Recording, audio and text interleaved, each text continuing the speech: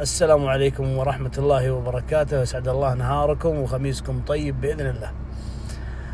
يقول ابن جلان الله يرحمه ويغفر له: قابل يا ديان وفي حقوق ديانك طالت عليها الرجاوي والمواعيدي. بعض الأصحاب وبعض الزملاء وبعض الرفاقة وبعض الأخويا بينهم 10 سنين فرقها سلف، واحد منهم تسلف بالثاني ولا قدر يقضيه وصار بينهم فرقة.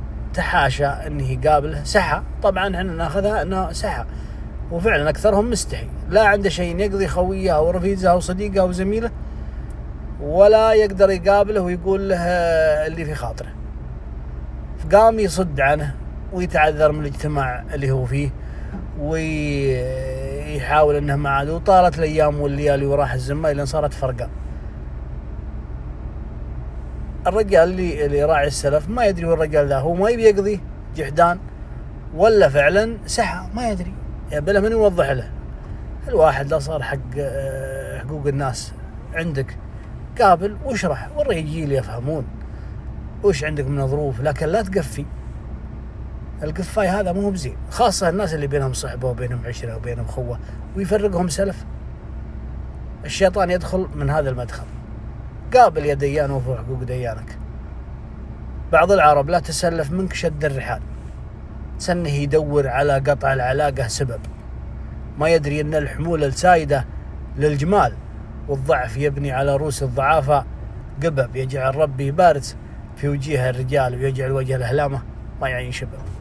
أو بالمناسبة الأبيات هذه فيها موضوع كتبت فيه قبل مدة، وبعض الناس ما فهم وش المغزى، وبعضهم يقول ليش يعني ليش تخلي المحك في المعرفة والصداقة على هذا الموضوع اللي هي يقول فيها الأبيات: لا بغيت تجرب أصحاب الزمان التالي فاطلب الواحد سلف، لا كان مالك عازه لا تحمل فوق حملك حمل مبالي، وانت لا منه بدالك شان ما تعتازه خله يروح، ولو يقعد مكانه خالي الحياة دروس وظروف الزمن عوازه، والله ماني ببرز فالرفيق الغالي ولا معي بالذات لأصحاب الوفاء، فرازه من يقيس الطيف في الأجواد عقله خالي، والوفاء منهم على أبوابته دروازه، غير ما بيها مع الطرقة تزيد أحمالي وهي بعضها ما يجمر روزة اللي رازه.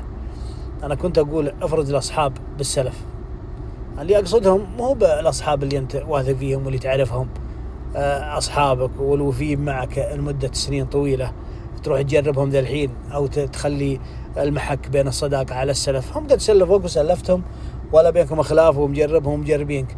أنا قصدي أصدقاء صلاة السفر الجدد اللي ما أدري وش يطيبهم رداهم قبل ما تحمل وتتعب وينهكون أحمالك في هذه الأتعاب ويتعبونك في هذه الحياة بثقلهم ومشاكلهم.